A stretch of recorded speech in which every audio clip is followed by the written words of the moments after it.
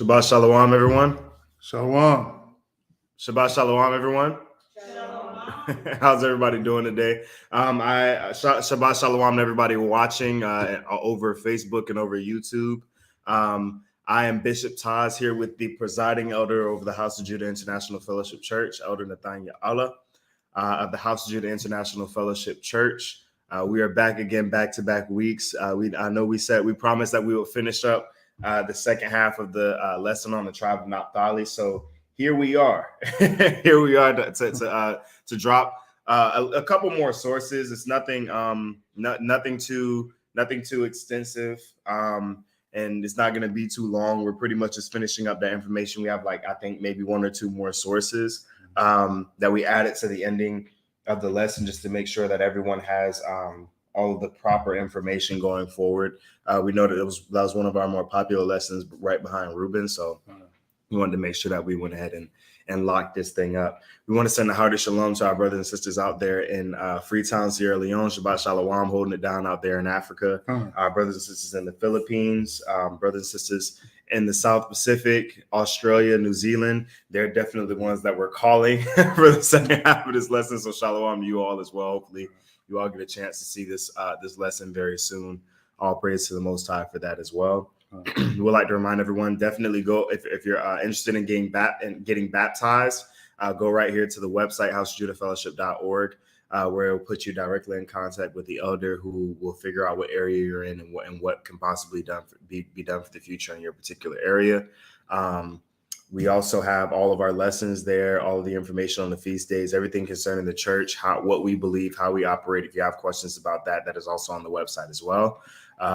For brothers and sisters that follow the ministry that may not be a part, that may be baptized, those who are baptized, our tithes and donations, Cash App is up above our heads. We appreciate all the support that we've gotten from all the brothers and sisters. We ask that you guys continue your support of this ministry and of this work as well. We do a lot behind the scenes. There's a lot that goes into this, so we appreciate all of your support previously and in advance. All right.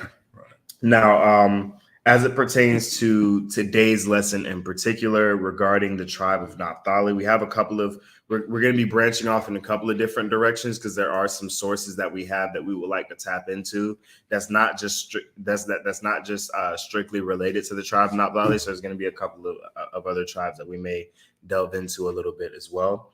A couple of those sources we want to remind you guys of. One of the sources that we went into in part one, we're just going to be picking up right where we left off in part one. We're not going to be doing a review. If you haven't seen that lesson yet, go back and check it out. A lot of you have. A lot of you actually found this channel, found this ministry through those lessons. So I'm sure that that's probably a lesson that you've seen. If you haven't finished it, go and complete it, and you'll be able to pick up from here right where we left off. One of the sources that we used was Hawaiian Antiquities by David Malo. This is a really important text as it pertains to the tribe of Naphtali, because it deals with Hawaiian history, Kanaka Maoli, and everything regarding their culture and their history as it pertains to not only Hebraic culture, but also their cultures as well and the gods that they serve. So this is really important. And this isn't necessarily a text that I would advise. This book is very hard to find, but this is the history of Samoa. It's written completely in Samoan. So if you have a translator, it'll be really good for you. If you don't, it's probably not going to be one that you would necessarily need on the day-to-day basis as it pertains to just daily reading. But it's definitely, if you're a scholar, you want white papers, this is definitely a good text to have. This is one of the ones that we use as well. Today, we're going to be starting off with a white paper out of the National Library of New Zealand. Okay, we're going to be starting off in a book called Introduction, Descent from Israel and Jewish Identities in the Pacific Past and Present by Lydia Newman and Terry M. Brown. Elder, if you can go ahead and start that off for me. Certainly, outsiders have presumed biblical origins of oceanic peoples since William Dampier's voyages in the 17th century. Early Christian missionaries translated parts of the Old and New Testaments into Pacific languages in their project to convert Pacific peoples, often educated in biblical Hebrew and Greek. Christian missionaries sometimes commented on the apparent similarities between Hebrew and Pacific languages, and some, like adventurers before them, surmised that Pacific Islanders had a Semitic background. So essentially, just like what we studied in part one, there are a lot of words within the Maori, Hawaiian, Samoan, and Tongan language that translates very well over into the Hebrew. A lot of words that means the exact same thing. So essentially, what they were finding in the translation of the biblical text into the Pacific languages is that the languages, the Semitic languages in the Hawaiian or Samoan, whatever language it might be in the Pacific Islands, the languages were extremely similar, right? We studied certain words in part one that showed how these two languages came together, how they mesh, right? Now, essentially what the consensus is starting to become among scholars is that it shows that scholars, missionaries, and adventurers knew that the Pacific Islanders were of some form of Israelitish origin, meaning that they were already of the mind that South Pacific Islanders were Israelites, right? This is why South Pacific Islanders have become a target of different denominations, whether it be the Mormon Church, whether it be the Jewish community that targets the South Pacific Islanders as Israelites in particular, because there's not very many other nations that have as much history linked back to Israelites as the South Pacific Islanders do, right? So essentially the South Pacific Islanders have been pegged as Israelites just about as long as any other nation outside of the Native Americans, right? Let's continue there. Some of the earliest missionaries, such as Samuel Marsden, the early 19th century Church Missionary Society evangelist working in New Zealand, noted in his 1819 journal that he was inclined to think that the Maori have sprung from some dispersed Jews at some period or another. Okay, so essentially what this Christian evangelist had surmised was that the Maori in New Zealand were at some point descended or left the land of Israel to end up in the South Pacific Islands, right? So essentially the conclusion that he came to is that some way or another they got from Israel to here, right? And we studied in the first part of the lesson how that exactly is possible, right? We showed that in the history of Samoa, the track that they said that they took from the Persian Gulf down through India, Nepal, Southeast Asia, and out to the South Pacific Islands from areas like Fiji and Tonga, right? So essentially that entire trek all the way through there shows their migration from Persia. Where was Persia? The Assyrian captivity, where the children of Israel were taken in 721 BC. Make sense? Go ahead and continue.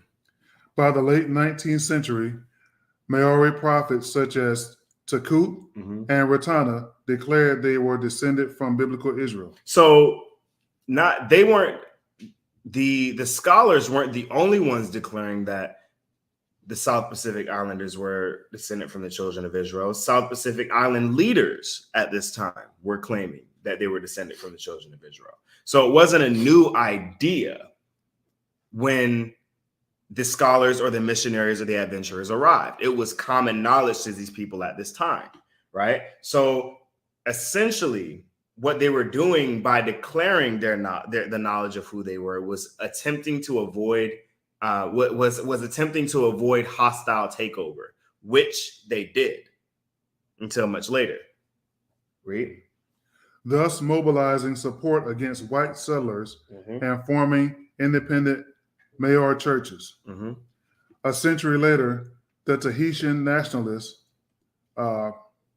what's his name? Puvanas Upa.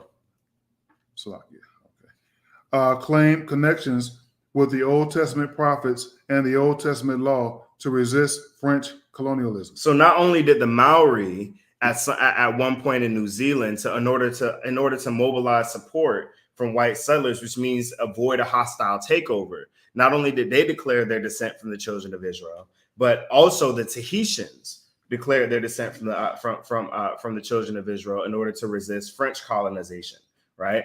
Which ultimately they did not avoid.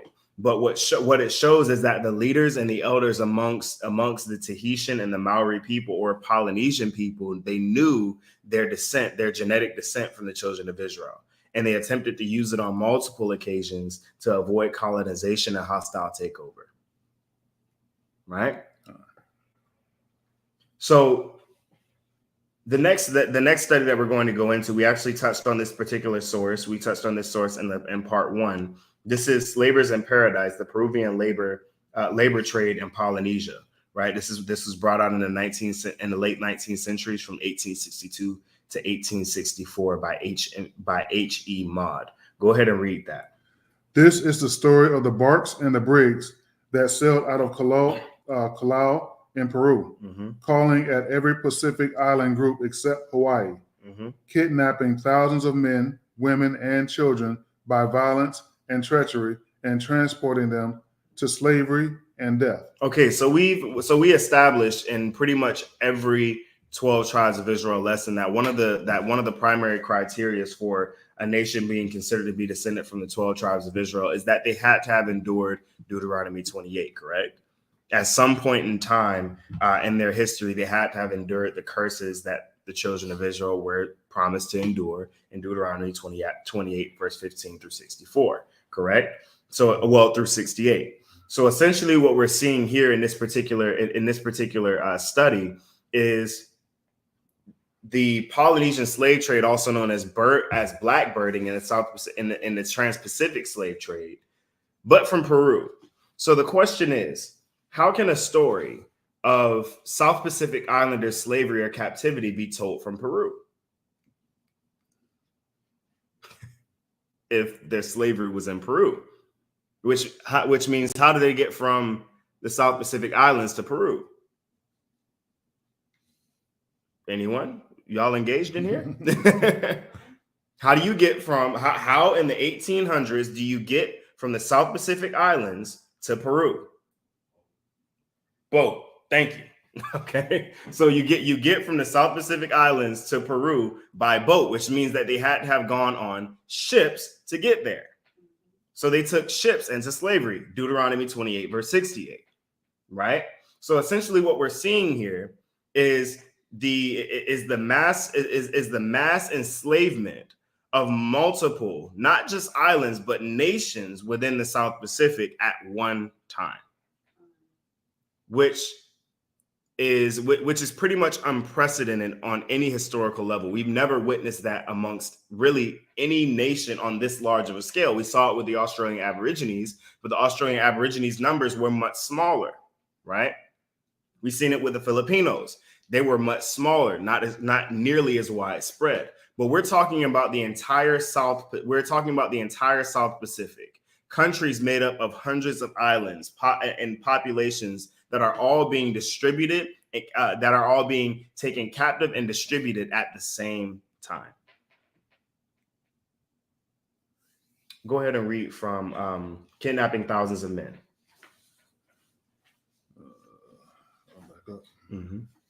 Right there.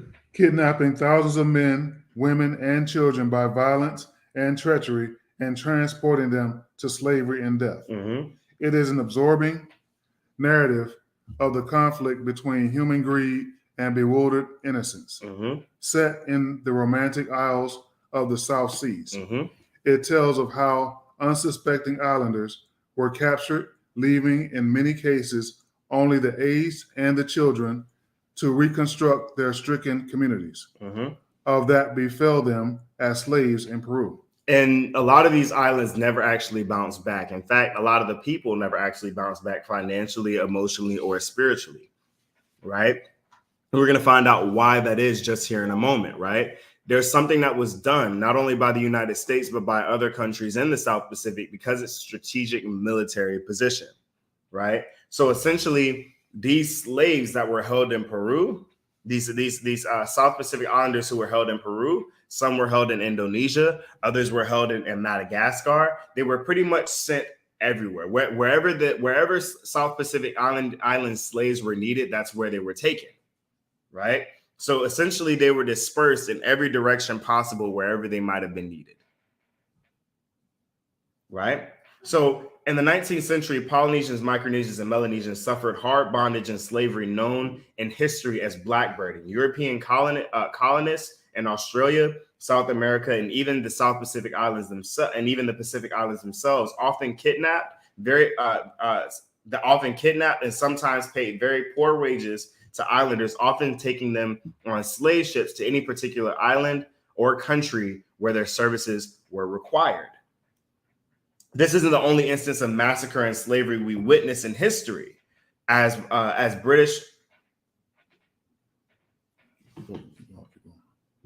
British murdered hundreds of thousands of Maori after wrongfully stealing and encroaching upon their land before effectively taking it all for themselves. Right. So the Maori are probably the most tragic example of what took place in the South Pacific amongst islanders. Right. They were in a situation where the Maori were a much smaller population, but because the way the New Zealand was occupied, essentially what was done is that they were put into a subservient position, much like what African Americans experience here today, often experiencing the exact same things in New Zealand that Blacks experience here in America. For example, Maori still suffer. The Maori suffer from they receive Salakia unfair prison sentences compared to whites who committed similar crimes, more likely to be killed or have a gun pulled on them by police, living below wages because of faulty education and low-paying jobs. Right, so they're basically experiencing the same things that Blacks are experiencing here in America. They never fully bounced back from their colonization and the hostile takeover, and a lot of what took place with blackbirding. In fact, it took a lot more time for them to repopulate because of what? They were stealing men. When you steal men, you can't have children. And if you're killing men and you're enslaving men and the population of men goes down, the population overall decreases. The population of Maori overall decreases, right?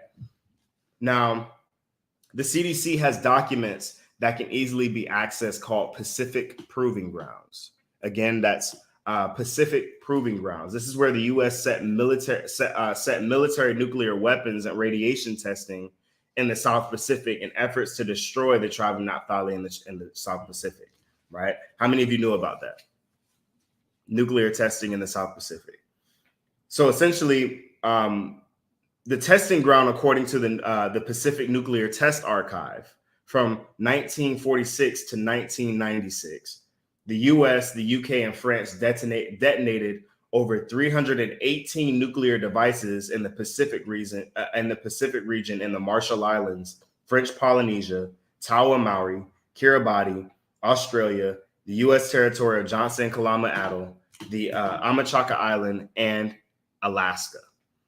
The nuclear fallout was widespread over a range of islands that was inhabited by the tribe of Naphtali. Why? Because they detonated it. If you look at a map, if you look at a map of the South Pacific, you have Southeast Asia, and then you have the Melanesian areas with the Micronesian areas sitting here, right? They detonated in Micronesia. The trade winds flow southwest. So essentially when they were detonating these nuclear weapons, the radiation and the fallout was taken by the trade winds all the way through the South Pacific. Now imagine that happening 318 times. Right? So, and what you're going to find is that I'll actually ask, go on your phones and look up Marshall people in the Marshall Islands. These are Black people. You look up Marshall Islanders, they're Black people, right? But they're suffering. And what you'll see is when you look at these images of the Marshall Islanders, you'll see different birth defects, right? Different birth defects. They deal with a lot of different kinds of mental health issues. Why? Because the water's contaminated, the food's contaminated, the soil's contaminated, and there's radiation,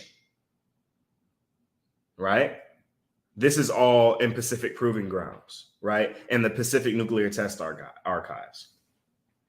So the fumes being carried long distances by wind currents cause for natives to be exposed to and suffer from cancers, high incidence of birth defects, right? And this is taking place all throughout the South Pacific, right?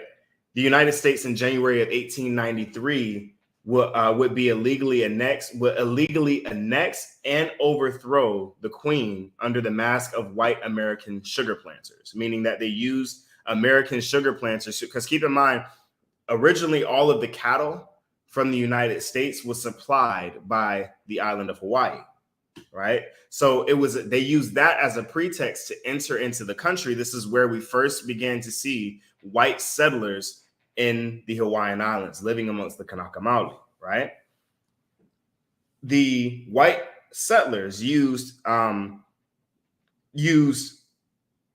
would you say, prejudice prejudice of the islanders as a pretext for the United States to say that their people were under a threat in a foreign country and use it as a pretext to move in. Guile, treachery, lies, right?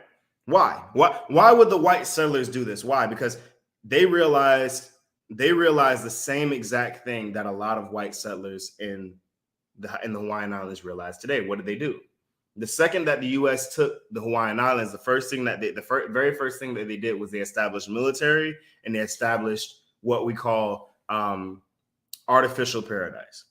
They took the resort zones, they built up the resort zones, and they turned it into a tourist attraction. Right? Imagine being a white settler in Hawaii, seeing all this potential. And all of these random, these what they would call primitive individuals not doing anything with it. It would really bug at you, wouldn't it? That's essentially what white settlers were seeing. White settlers were seeing the possibilities. This wasn't anyone's first attempt in acquiring the South Pacific Islands. Everyone knew what the South Pacific Islands were. In fact, all the other islands had been taken by this point. French Polynesian taken by the French, right?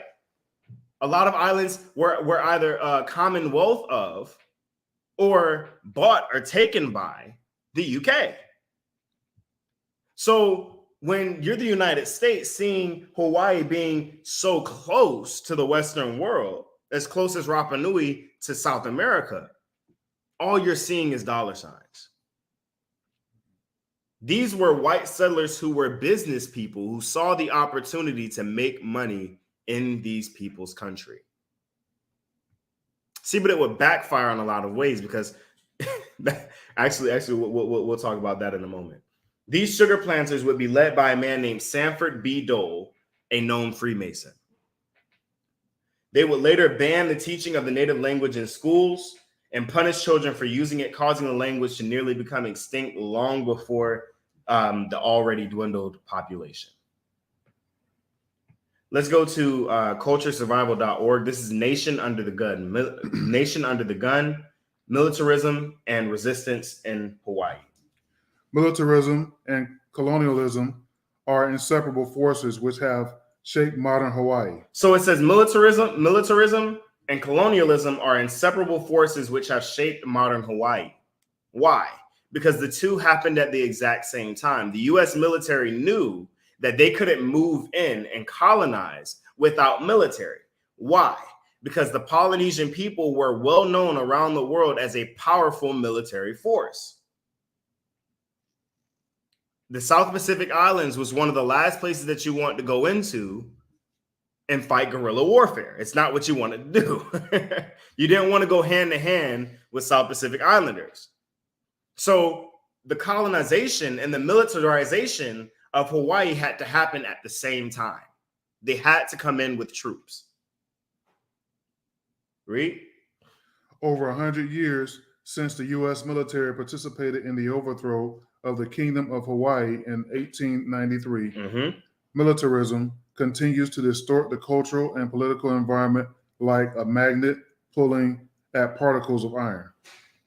Militarism in Hawaii is a product of manifest destiny. Manifest destiny. Now I want to get into this. We have some propaganda posters that I pulled. These are from this, ranging from the 1500s all the way up to the 1700s. So if you're away from your screen, try to come and look at it because these are really important. And the reason why they're important is because it shows exactly. If you want to know what people think about you, if you want to know what the government thinks about you, look at their propaganda posters.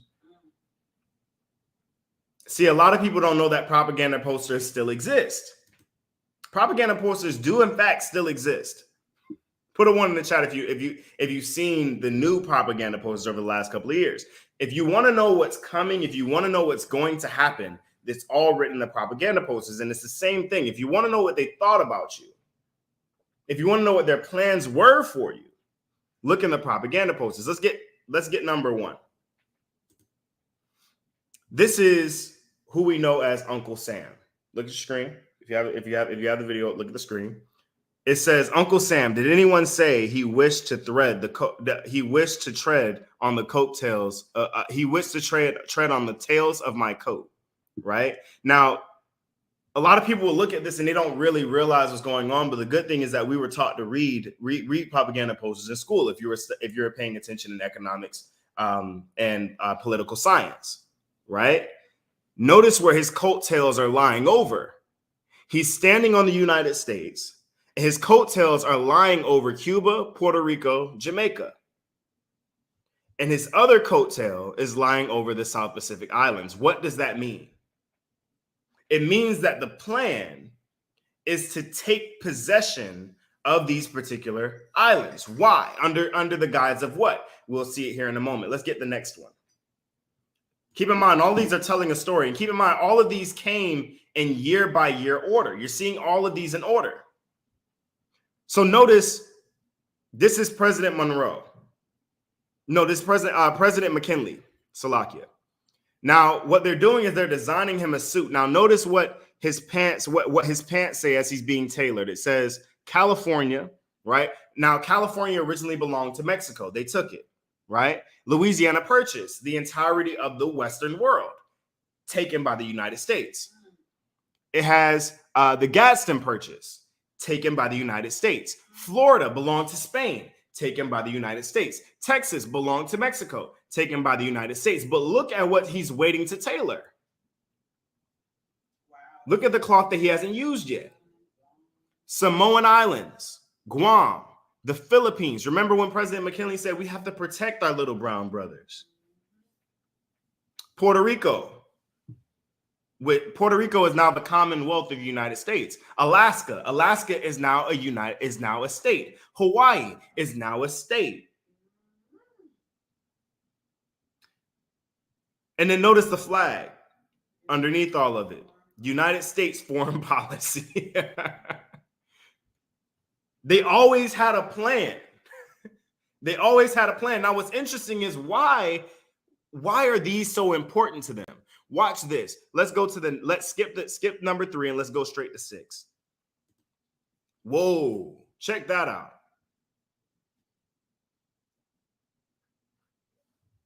U.S. asylum. Look at that. So look at who's already inside of this asylum with Uncle Sam, right? And this is Lady Liberty that you're looking at, right? Now look at the arms of the man who's holding out the basket full of babies. It says what? Manifest destiny. What is manifest destiny, brothers and sisters? Manifest destiny, stay there. Manifest destiny is a phrase coined in 1845. The idea that the United States is destined by God, its advocates believed, to expand its dominion and spread democracy and capitalism across the entire North American continent. Doesn't that sound familiar to what Christopher Columbus said in his notes regarding enslaving the children of Israel in the Western world? Manifest destiny existed before 1845. They were using it to find and destroy the children of Israel back in Christopher Columbus's time. They just changed the name of it.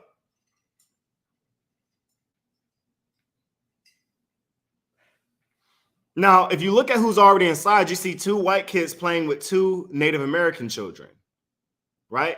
Now, notice they're already aged. Why is that? Because the Native Americans, upon the arrival of Europeans in the United States, were already taken, right? These are the children of the nations that they want. You see on the hat, you have You have Hawaiians. You have Filipinos. You have Puerto Rico. You have Cuba. These are the children they want. Let's go to the next one. Check out what happens. What's next? They take the children into the asylum, and next is indoctrination. Next is indoctrination. What happened to this? It looks like it got distorted. No, I didn't get distorted. I made this part bigger. Okay, so what I'll do is I'll go here, and that way I can actually read it from what I see here. So it says here in 1899, Puck magazine published this cartoon using racist and denigrating imagery to depict Uncle Sam instructing his colonial charges. His colonial charges. So essentially, now they've taken the children, right? The children that they took through Manifest Destiny, and now they're beginning the indoctrination process, right? Who are the children sitting there? You have the Philippines in the basket in the previous one, Hawaii, Puerto Rico, and Cuba. But look who's sitting in the look who's sitting in the back corner, a little bit older, Native American. So the Native Americans have been involved in this process of whitening out for the longest.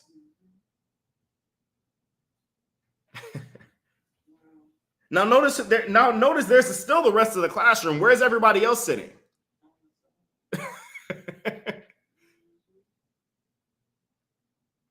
Interesting, right? Interesting. Now notice the note. If you guys can't see because the caption lining is there, but underneath that blue book that's by Uncle Sam's hand, there's a notebook, there's a paper that has all of the names of the countries crossed out. Let's get the next one. Check this out. What's the next one? So you have Puerto Rico, right? He's standing there. This is Uncle Sam, and he has clothes that match his. Right? In Puerto Rico, he's dressed like he was probably coming straight out of Puerto Rico. Now, notice how Puerto Rico is depicted. Is that light-skinned or is that a black? Interesting. So you have a Puerto Rican standing there looking at the clothes. He's intrigued. What is Uncle Sam attempting to do here? Let's get the next one. Check it out. Boom. There you go, right there. They're wearing the clothes. Puerto Rico put on the clothes.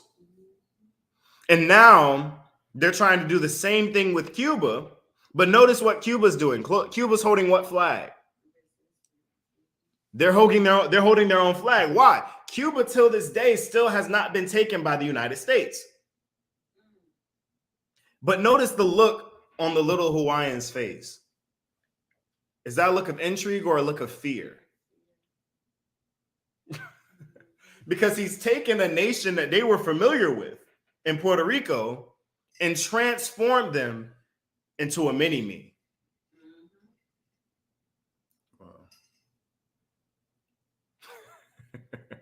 So now you see the plan, right? You see their plan.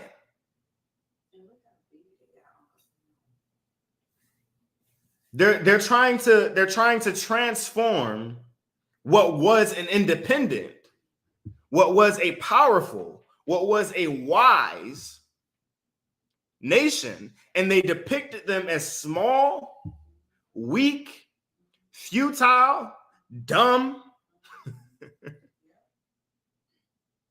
And they said, you know what? The best version of you is us. What's the next one? The final one. Boom. You want to know what they think of you? There you go, right there. It's really most extraordinary what training will do. Why only the other day I thought that man was unable to support himself. Look at that, brothers and sisters. Look at that. You want to know what they think of you? This is exactly what they think of you. See, one problem that our people have is that we view ourselves as separate when the rest of the world is viewing us as the exact same. You think because you're a lighter complexion that they don't view you as the N-word. But guess what? They still view you as the N-word. They weren't black-facing for just black people. Put that back up. Yeah, the last one.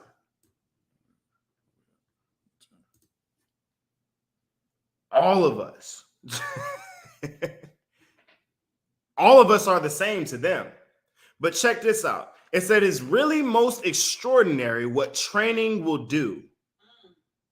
Why only the other day I thought that man was unable to support himself.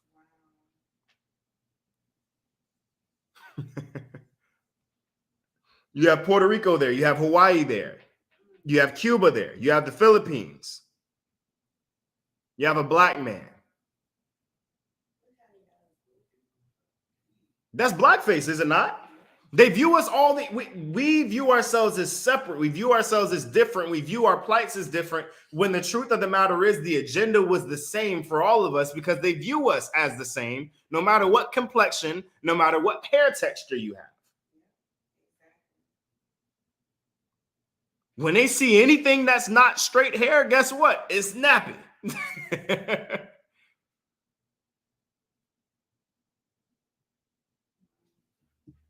The plan was always the same. The plan was to indoctrinate. It was to train our people to become them. For us to view black culture, for us to view what they gave us on TV as black culture.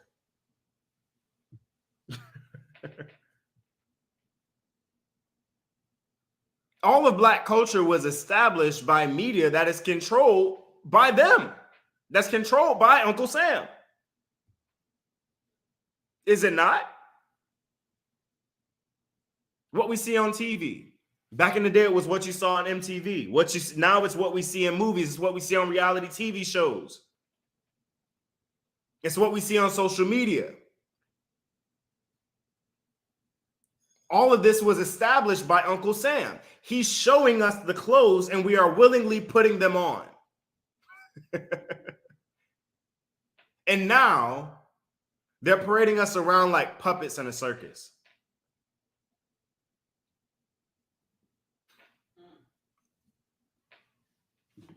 Manifest destiny, people.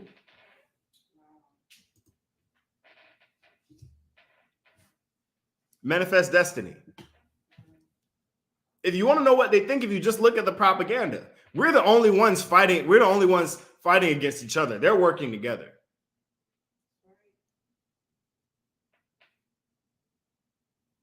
Let's go back to militarism in Hawaii. Militarism in Hawaii is a product of manifest destiny, the racist ideology which drove the U.S. expansion into the Pacific and Caribbean in the 19th century. Boom, there you go. All it was Christopher Columbus's original intentions continued, completed. The only one they didn't get was Cuba. Even in some ways, even though they weren't able to physically take Cuba, in a lot of ways, the influence has carried over to Cuba. Because where are Cubans leaving Cuba to come to? Here. So they've been sold the same bill of goods as everybody else. Read. The central conflict between indigenous Hawaiians and the military is over the control of land, an issue which is intrinsically tied to the question of sovereignty and cultural survival. They've been battling first of all, they've been physically battling the United States military for years, politically and otherwise. Read. The military exasperated and occupied the richest and most strategic locations, including important religious sites, fishing, farming, hunting, and gathering areas. So basically, they took their entire way of life, no different than what they did with the Australian Aborigines, right? The Australian Aborigines, upon the arrival of Europeans, were living on the coast of Australia. Why? Because it was the most bountiful, it was easiest to garden, right? But when the Europeans came in, they forced them inland, where the land was barren. So you took these people who have been living on their particular, whether it was religious sites, fishing, farming, hunting, their original grounds where they've been for hundreds of generations, and simply moved them. Imagine going on an island that you've never left and someone picking you up and taking you to an entirely new grouping of islands. It'd be very hard to make a living, wouldn't it? It's no different than why slave owners would sell their slaves far away. Why? Because you had no idea where to run. You don't know the land. You're running to nowhere. Check out these statistics. By displacing Kanaka Malawi from their homelands, militarism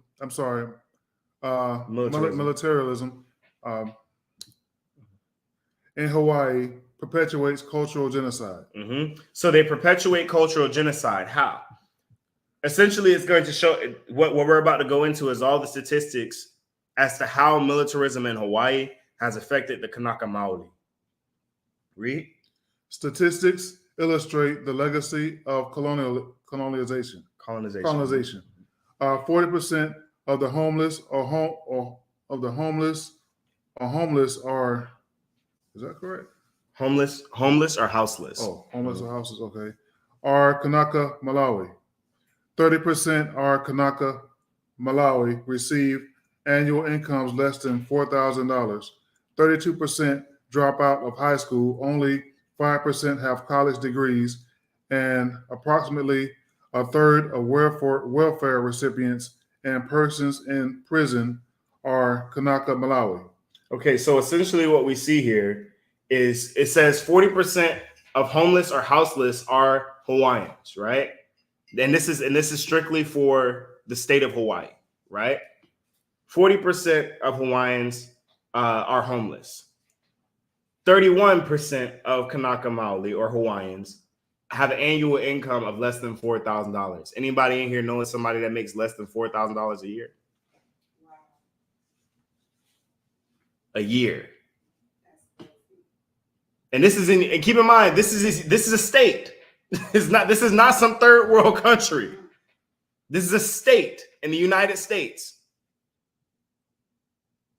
They make less than $4,000 a year. 32% drop out of high school, and only 5% have college degrees. And a third of welfare recipients and persons in prison are Hawaiian. That's over 33%. Kanaka Maoli exchanged that for Hawaiian. Okay. Pick up. Hawaiians have the lowest life expectancy. They have the lowest life expectancy, Reed. 5 years less than other groups in Hawaii. And the highest infant mortality and suicide rates. In 1998, out of a total of one. Isn't that something that Black people complain about in the United States? How Blacks and Hispanics have the highest mortality rates? Blacks are number one. Yep. It's a curse, right? Right. Put a one in the chat if that's a curse. Because if that's a curse, how are the Hawaiians not suffering it?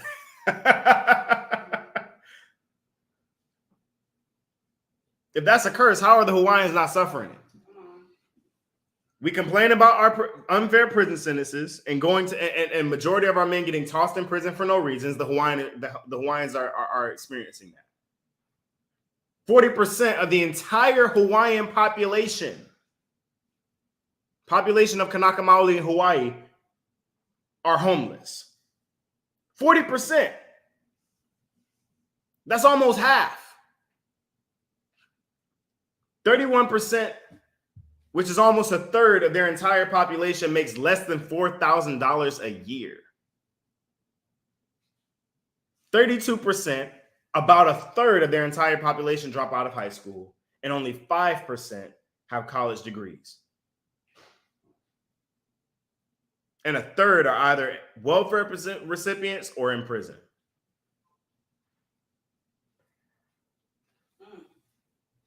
Read.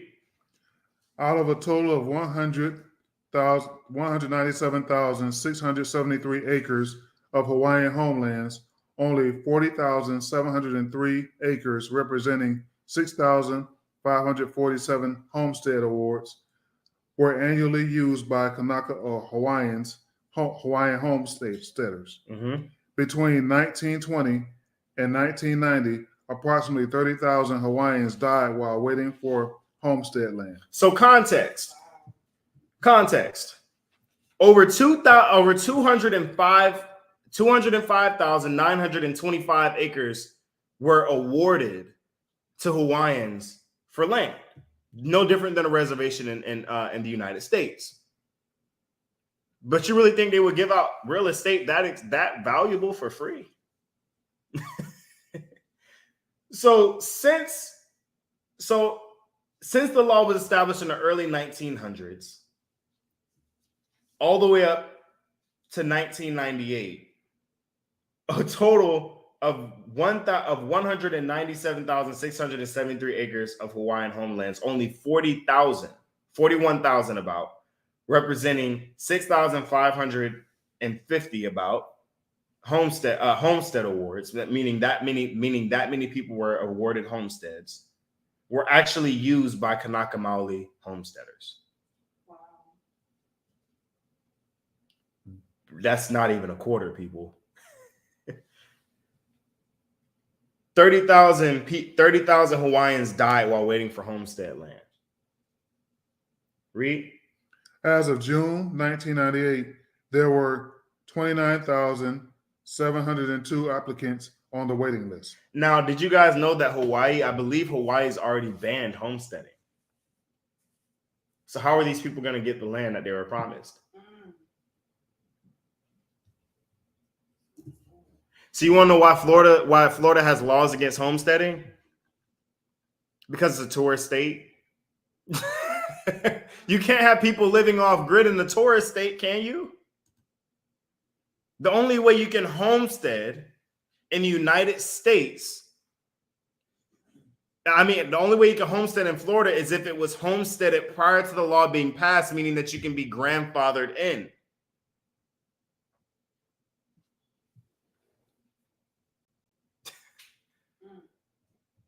Now, they've made it illegal for homes and resort zones to rent out their property for Airbnb. If you're not in the resort zone, you can't rent out your property, which means that if you're a Polynesian, keep in mind, they can't afford to live in the resort zone anyways. But if they have a nice piece of land with a good house that they built on it, they can't rent it out.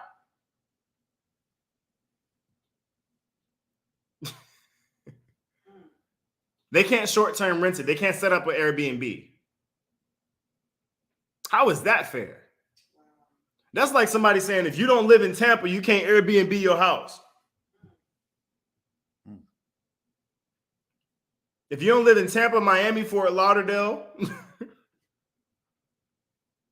or the Keys, you can't rent out your house. How would y'all feel? Especially if you can't find a job. They're charging you property taxes on land that you've had in your family for 15 generations. You never had to pay a dime on it. You've been living off the land this entire time, and now somebody sends you a bill saying that you need to pay this much in property taxes. How many of you guys know that property taxes are the highest in Hawaii? Wow.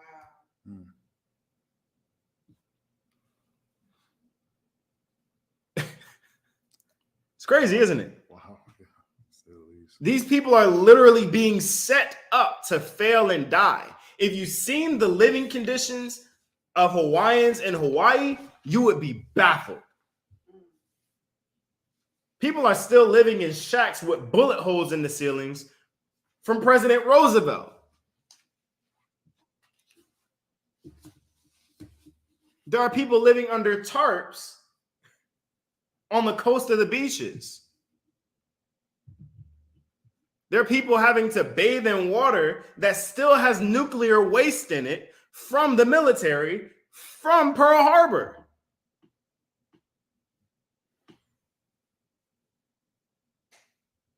And then Barack Obama comes in and removes another 20% of all of them from their homes. So you see these numbers right here from 1998. Guess what? Those numbers went up when Barack Obama got in office. It's probably closer to 52 to 54% of Kanaka Maoli without housing.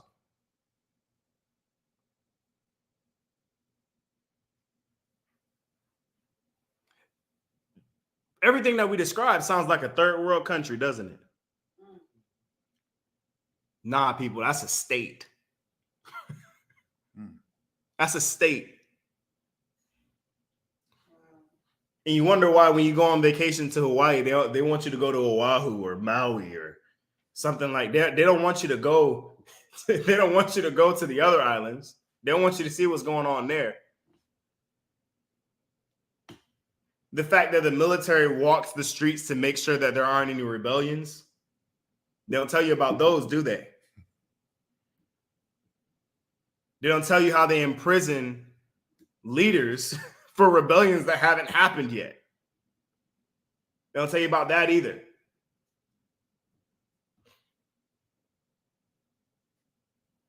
The bombing of Pearl Harbor was a pretext for the U.S. to move troops into Hawaii to quell resistances that developed over the 20th century. They also knew that Hawaii was the perfect environment for training an army. How did they know that Hawaii was a perfect environment for training an army? Because Kamakawi Waiole did it. He united all of the islands of Hawaii from a military that he trained right there. The most elite Kamehameha's commandos. Salakia, not Kamakawi Waiole. Israel Kamakawi Waiole was a musician, Hawaiian musician. Kamehameha united the Hawaiian Islands. The Kamehameha's commandos were known as some of the the Navy SEALs were modeled after his commandos. Military, check out these statistics, people. Military takes up about 11% of the entire population in Hawaii, which is the highest proportion of any state in the country. I'm going to say that again. Hawaiians, military in Hawaii takes up 11% of the population. That's more than any other state in the country, in the United States. They have the highest population of military present. Kanaka Maoli or Hawaiians, Native Hawaiians are only 18% of that population. So they say. But based on their statistics, the population of Hawaiian to soldier is almost 1-to-1, which is ridiculous when you think about it. Hawaii has the most acreage devoted to military at just under 200,000. Just over 200,000. Just over 200,000 acres of all of Hawaii is devoted to military. That's interesting. Native Hawaiians through the homestead, remember the Hawaiian homelands that they were supposed to have? Remember how much they were allotted? They were allotted 197,673 acres, right? Almost equal to the amount of land that the military has. But Native Hawaiians only have 40,000 acres of that land. So that means Native Hawaiians on their own land have less than a quarter of what the military has.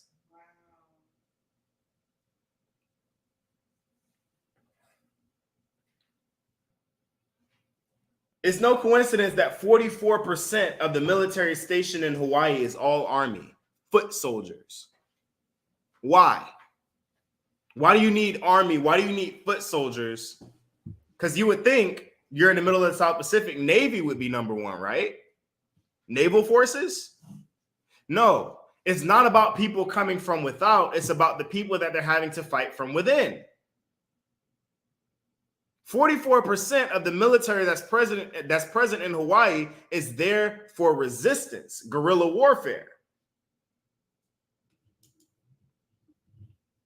If they were really there, if they really had their military there because of strategic advantage, the military that should be there is Navy. You're in the middle of the ocean. But Army's present.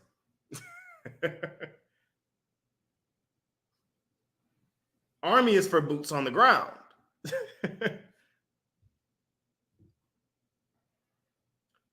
The Pacific Islands not only fit the prophecies given by Moses and Jacob, but the people reflect the character and nature of the prophecies given to them as well. This makes the natives of this makes the natives who inhabit the islands of the Pacific, from Polynesia to Micronesia to parts of Melanesia, and settlements from travel can still be found in areas such as Portuguese India, meaning Bombay, Gao, and Cochin, Kabul in Pakistan, or Afghanistan, Kabul, Afghanistan, Nepal, Southeast Asia or Sinem, Malaysia, Indonesia, Madagascar, East Africa, and the Philippines. So yes, the tribe of Naphtali is in Africa. Yes, they are in Africa. Naphtali via slavery can be found in Peru, Chile, and other parts of South America, Australia, Alaska, and Canada. They have the most widespread. In a short period of time, over 1 century, they were dispersed more places with equal amounts of population than any other tribe that we've studied outside of Black Americans. Do you all understand how substantial that is? It took Black Americans 700 years to get everywhere. South Pacific Islanders got just about everywhere in their vicinity in a century. Do you understand how widespread that has to be? No other tribe that we've studied to this point had been during a single century of slavery been moved to more areas in equal amounts.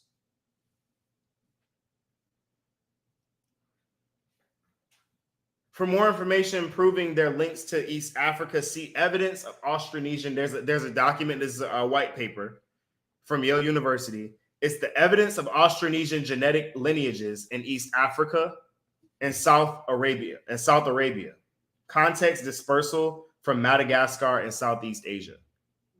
So essentially what this document proves is what it proves is exactly what we showed in part 1 of the lesson on the tribe of Naphtali. There's a track here in the history in the history of Samoa that they wrote out as to where they came from and how they got where they got, right? Now, essentially what this particular document proves is that their genetic code was dropped everywhere that they claimed it was dropped. So essentially what they stated is that, let's see if we can. Okay. So essentially what they stated is that they came from the Persian Gulf and traveled all the way through Southeast Asia, from the Southeast Asian islands out to the South Pacific, right? So essentially what this document confirms is that their genetic code and people who match their exact genetics are exactly in the areas where they said they traveled, proving that this is correct.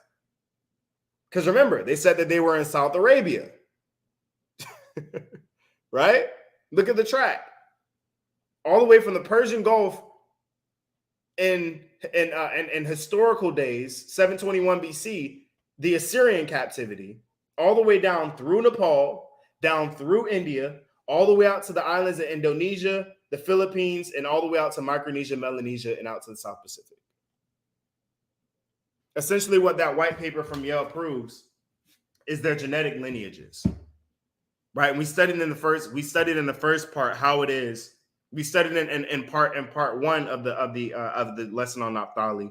We showed that the captivities in Indonesia, where they were taking Indonesians and sending them to East Africa with midway stops in Madagascar, proved that the South Pacific Islanders had been sent to all these areas, that they have genetic markers in all of these areas. So that's why when I read, because I don't know if you've all seen the lessons that we've done on the tribes of Israel, you notice not very many tribes list is quite this long as to everywhere that they are. Maybe only Ephraim and Judah. They are quite literally everywhere. And all of that happened in the span of about 100 to 150 years. Notable biblical figures from the tribe of Naphtali is Barak, who fought alongside Deborah, Haram, and Tobit from the tribe from the Apocrypha. Right?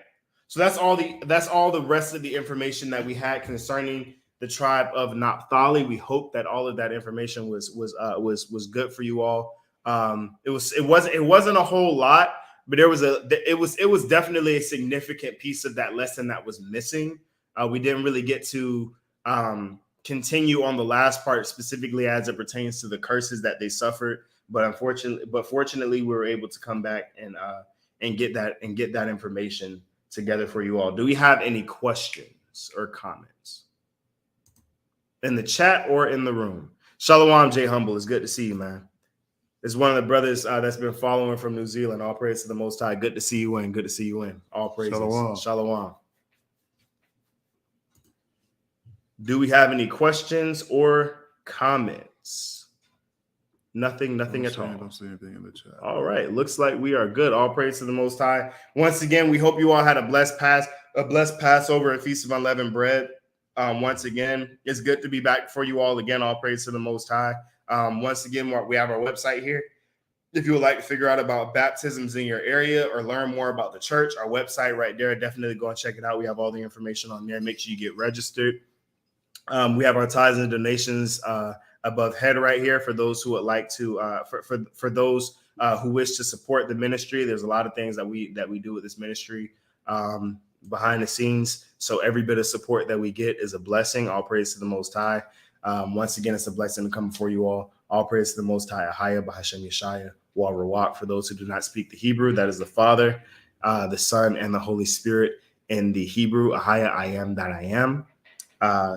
Yeshaya, the Son, some know him as Jesus Christ, and the Holy Spirit, Rawak, right?